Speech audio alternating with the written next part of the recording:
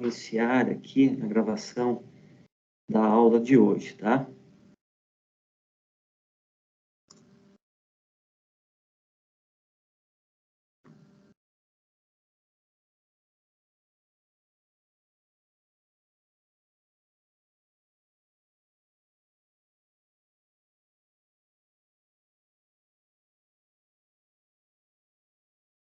O conteúdo que a gente vai ver hoje, então, é sobre representação do conhecimento, que é a nossa aula 6.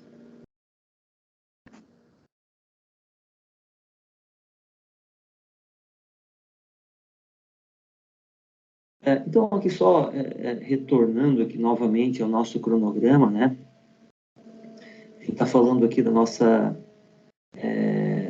aula 7, né? Que é na verdade, a 6 foi a prova, e a gente vai falar sobre representação do conhecimento e linguagem natural.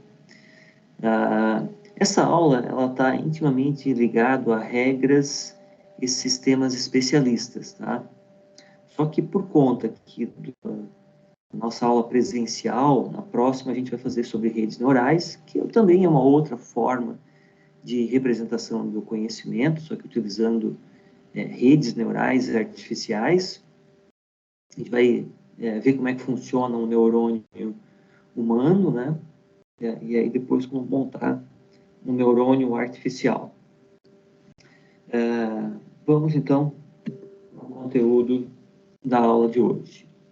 Representação do conhecimento. A parte mais importante de um projeto de sistema especialista é a escolha do método de representação do conhecimento. Então, não existe sistema especialista sem ter um conjunto grande de conhecimentos que estão imputados nesse sistema.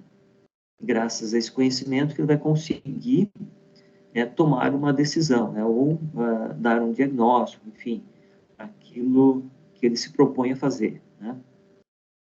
A linguagem associada ao método escolhido deve ser suficientemente expressiva, mas não mais do que suficiente para permitir a representação do conhecimento a respeito do domínio escolhido de maneira completa e eficiente. Ou seja, eu preciso, obviamente, representar o conhecimento, né?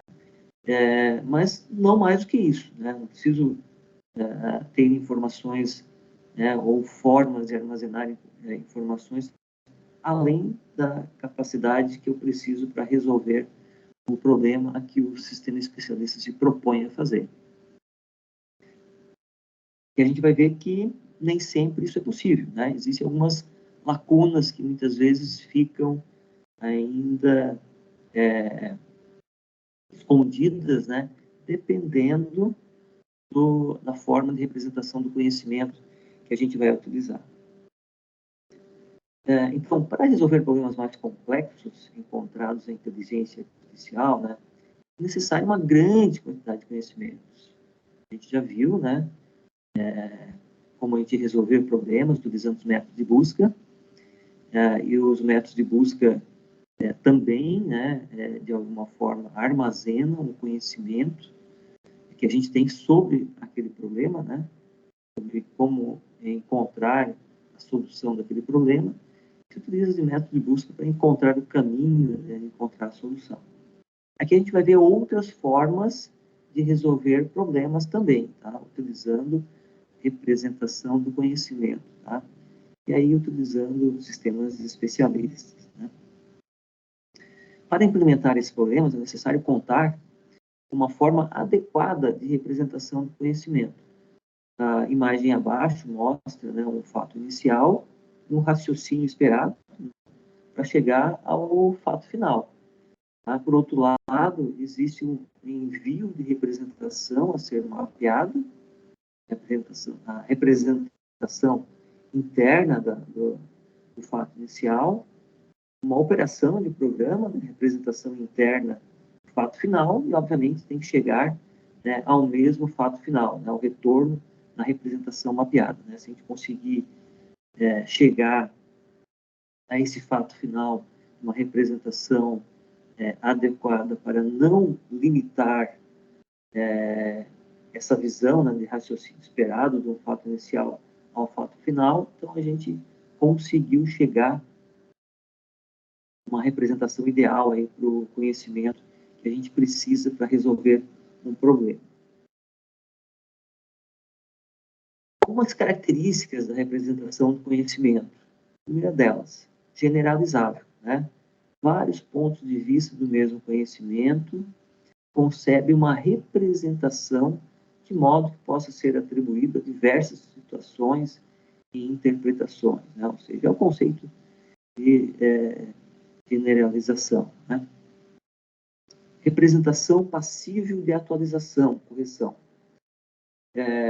Então, da mesma forma como qualquer outro sistema, um sistema especialista, o conhecimento é dinâmico. Portanto, existe a necessidade permanente de atualização e ajuste do mesmo. Isso acontece com a forma como a gente acha uma solução. Muitas vezes temos um conhecimento, né, e aí, com base no conhecimento, a gente toma algumas decisões. A partir do momento que a gente aprimora o conhecimento, que a gente ganha conhecimento, as nossas decisões, em algumas situações, elas se tornam diferentes. Por quê? Porque adquirimos mais conhecimentos e, a partir daí, a gente é capaz de chegar, talvez, uma conclusão mais assertiva, né, da situação que a gente quer resolver. Da mesma forma, né, se a gente, por acaso, tem um sistema especialista treinado para imitar o nosso comportamento e chegar a uma solução, eu preciso ter a capacidade de atualizar esse conhecimento, né, ou até mesmo corrigir algum conhecimento, para que ele tome uma decisão diferente daquela que estava tomando com o conhecimento anterior. Uma outra característica da representação do conhecimento precisa ser robusta, de tal forma que seja possível a sua utilização, mesmo não abordando todas as situações possíveis, ou seja, mesmo sendo incompleta e imprecisa. Um exemplo disso, infelizmente, a gente pode dar esse exemplo, talvez é um diagnóstico médico. Quem já não teve uma informação, né, que o diagnóstico médico foi feito de forma errada, né, porque não se utilizou de um determinado exame, né, e aí chegou a uma conclusão incompleta ou imprecisa. Da mesma forma, um sistema especialista, ele vai chegar a uma solução com os dados que ele tem.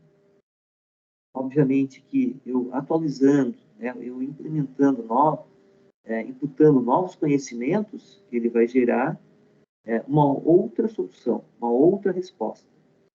Tá? Mas ele sempre vai ter a capacidade, né, conhecimento, ele precisa ter a capacidade de chegar a uma resposta. E compreensível, né? Ou seja, ele deve ser compreensível ao ser humano e ter uma possível forma de representação, para que, mais tarde a gente vai ver, né, uma máquina de inferência consiga ler, interpretar aquele conhecimento e chegar a uma solução.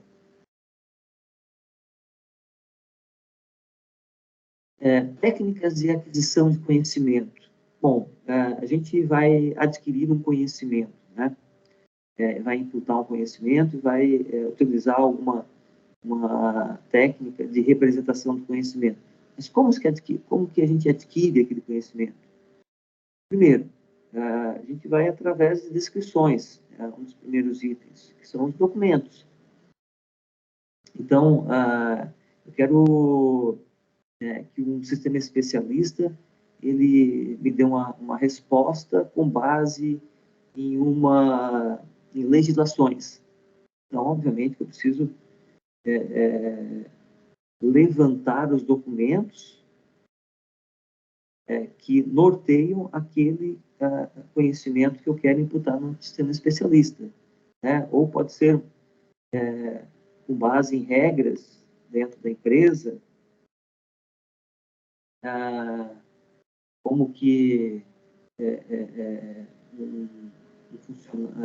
quando o sistema especialista vai orientar um funcionário, ele vai orientar sempre com base em algumas regras. Essas regras estão muitas vezes em documentos. Então, é uma das formas, né, de adquirir conhecimento com base nos documentos de processos, enfim, de regras que existem, né, dentro da empresa, estatutos, né, enfim, qualquer outro documento que norteiam aquele assunto que eu estou tentando gerar um sistema especialista. Segundo, entrevistas estruturadas e não estruturadas. As estruturadas, quando eu tenho já um roteiro que eu vou seguir,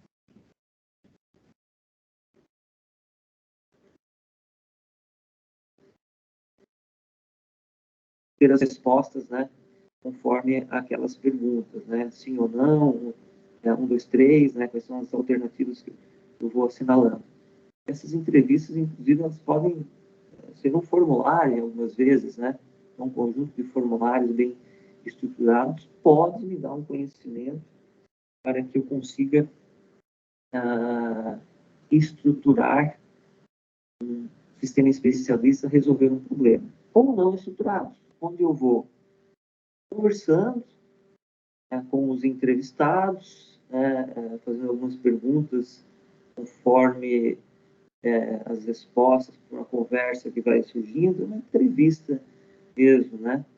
Com base nessas entrevistas, existe um trabalho um pouco maior de estruturar posteriormente, né? Mas, enfim, eu consigo adquirir o conhecimento sobre um determinado assunto e depois eu preciso representar esse conhecimento.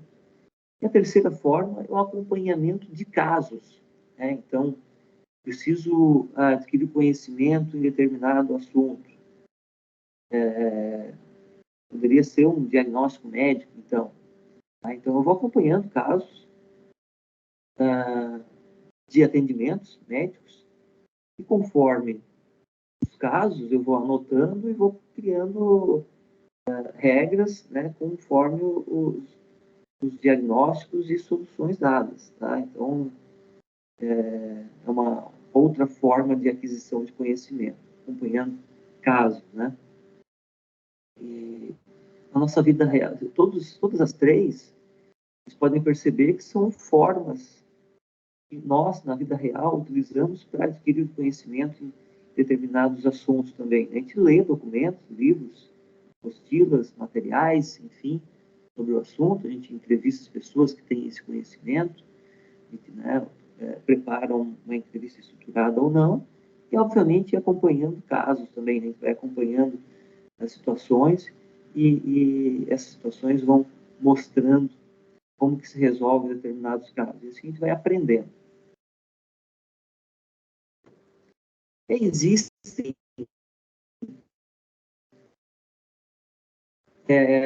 algumas formalidades de representação, os métodos de busca, vamos utilizar outras formas de representação do conhecimento, a gente vai ver que redes neurais é uma forma de guardar, né, ou de representar algum conhecimento também, mas no caso de sistemas especialistas, a gente utiliza principalmente esses três formalismos de representação do conhecimento que a gente vai ver logo em seguida.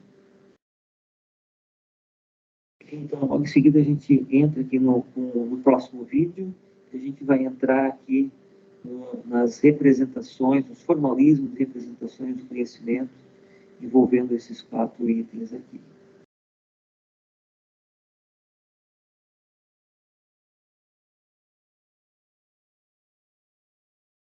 Voltamos em seguida.